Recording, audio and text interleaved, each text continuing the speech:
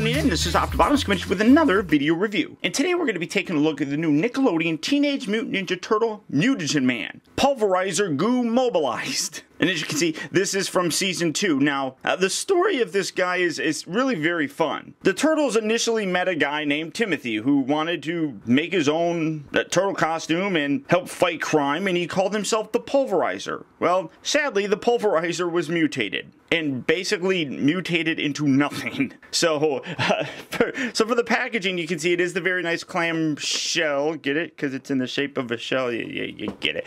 You come around here to the back, you got all the other figures that are currently out. Got a really nice image of Mutagen Man and a bio that says formerly the Pulverizer, who mutates into a jar of goo, then Mutagen Man. He absorbs any ooze around him for fuel, being mutated from nothing but a tube of guts to an armed and legged jar with acid ooze hands.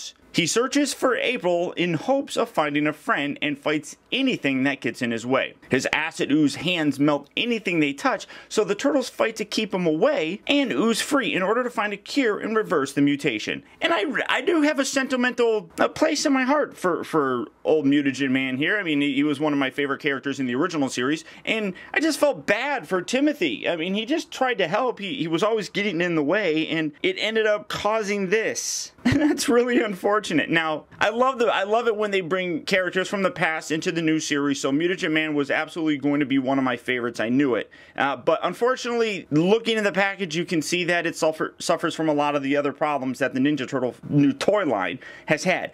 Really small figures. This guy is definitely undersized, but that doesn't mean he is not necessarily cool. So without further ado, let's get this guy open and see how cool he actually is. Alright guys, so here we have the Mutagen Man opened up and out of his packaging. And I don't know, despite the fact that he's a lot smaller than he should be, I really do like this guy. Now for a size comparison, setting him here and bringing in Donatello because, well, you know, it's Donnie. You can see that Donatello, who is the tallest of the turtles, is much bigger than Mutagen Man. But for me, it doesn't bug me all that much. And I really can't articulate why. So the size isn't something that bugs me. The biggest, I think, downfall about him is probably going to be the articulation and the pre-posed nature of it. As you can see, his hand here, as part of his action feature, is opened up like this, and you can see a huge hand. This hand is really big as well, but this one is just stuck in this open position. He can't bend at the elbow or anything like that. It's all one molded piece. Same with this arm, but it can rotate at the shoulder and then rotate around. The problem though is you're not getting a lot of really good poses with it. It's pretty much this. That's it. You can maybe rotate that around, maybe lift that up a little bit more. That's about it for its posability for it. The arm over here, like I said, does have the same shoulder sort of motion, and both of them do rotate at the wrists. This one, like I said, has a little bit more of an action feature. Coming down to the hips, they move in and out like so, and then they rotate. So they can sort of rotate around. You can, again, you're not getting a lot of poses out of this guy. He's pretty much static. If you rotate his leg around, you can see that, well, both of them kind of flail outward, so that's kind of unfortunate. But I love the color in here. I don't know how well this is coming across. I'm going to try and zoom in a little bit here. But you can see that you got the yellow, and then in the actual plastic, there is this orange kind of gradient, I guess, that goes along with it, which really looks nice and gives a very cool appearance to his limbs. I really dig that.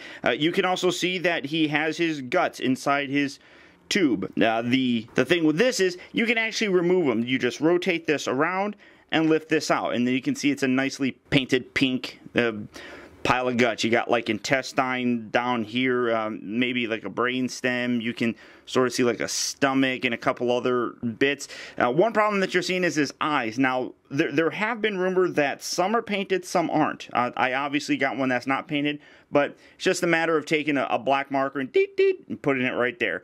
You do then have now basically an empty cavity, and that's also part of the action feature, so I'm going to leave this out for right now. And exactly like the vintage figure, the cool thing is that you can actually use either water or ooze to fill his internal compartment. Now, setting this back, and I'm going to put this in here for a second, I guess it really doesn't matter that much, but once again, guys, it's comparison time. As you can see, here is the new Mutagen Man next to his vintage counterpart. And like I said, one of the characteristic traits of this is that you could fill the main body with the actual water or ooze. The problem, though, is all the guts and everything in here made it very hard to put ooze in it. You couldn't ever really get it out very well. So water was always the best thing for this. But setting him off to the side, we'll do a better comparison here in a little bit. But taking this out, this is all very smooth in here. So all you really do, take this, open this up, and put a little bit more in. Playing with ooze, which means my fingers are going to be poisoned because of it. Get it in there. See, I mean, all right, here, I'll just leave it like this for right now. The other problem that you're going to see is that, okay, so you can get the ooze in there, but you can't see anything. I mean, it's green ooze, number one, and the glass or the plastic is green as well. So again, taking this out, and then maybe I'll try to put a little bit more in there. You can't see all the guts and stuff. So put that in there. Dump that all on my plastic here. This is a little bit better. Get that all the way in there. So basically, there you have them with a full compartment of ooze. Well, just about full compartment.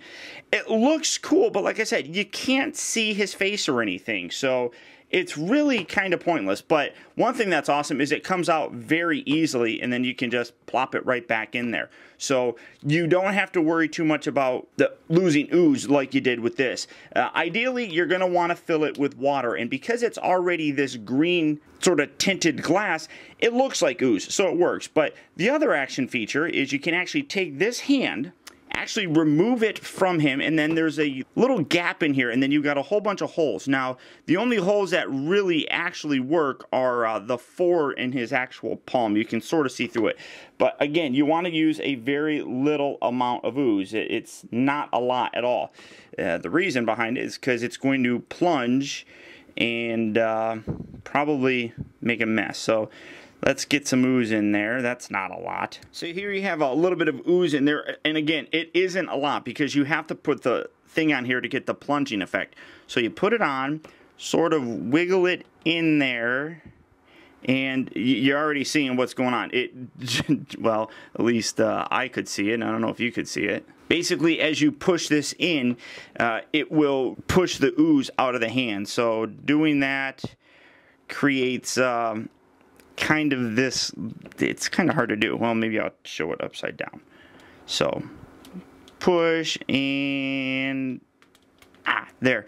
The ooze comes out of his hand. It's a cool effect, but again, you're left with basically a mess for him. So it's a interesting effect. It's appreciated that they thought to do it, but I don't think it works all that well. I really wish they would have left that out and instead maybe add an elbow joint to it or something like that. But like I said, much like the vintage figure, which I'm going to bring in, if you wanted to, you can fill the cavity with just water. And one thing that was really cool with this one is you had like little bits of food and digested parts in there that could float around, which was a really fun thing.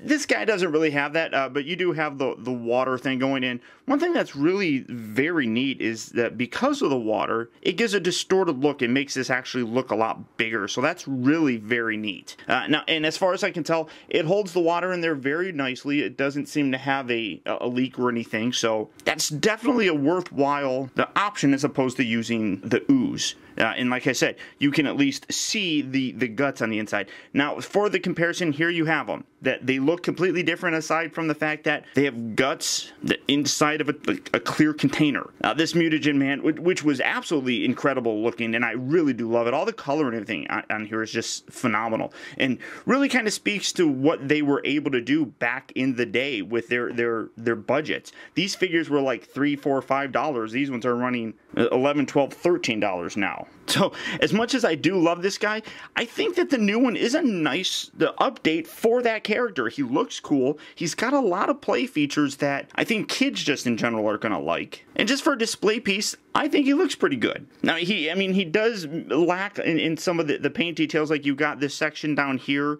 which was like a little flush sort of thing. That's not painted or anything. Although he does have this nice silver paint around this leg as well as this arm and this arm. So there's that. You got a little bit of paint detail on there. But beyond that, there's really not much that's out there in terms of the paint. You do have a black speaker where he speaks from. So, and then he does have I don't understand this. He has a hole all the way through his hand here, but he doesn't come with a weapon, so I don't quite get that, but no, whatever. There it is. There he is. So beyond that, that really is about it for the figure. I do like him. I think he's well worth picking up, and like I said, a really nice display piece. Size-wise, it doesn't bother me so much that he's smaller than he appeared in the show. I kind of like him a little bit smaller, honestly. So if you guys see him in stores, I would pick him up. Add him to your collection. He's a fun character, and the toy's pretty fun too. But beyond that, that's about it. So once again, I want to thank you guys for tuning in. This has been Optibotimus. Keep in touch with me. Find out recent purchases as well as all upcoming video reviews all at facebook.com/TeamBotimus and by following me over on Twitter at twitter.com/Optibotimus. Also, don't forget to check out my new website at OptibotimusReviews.com. And if you like this review, don't forget to please rate, subscribe, and share this video. And until next time, I'll talk to you later.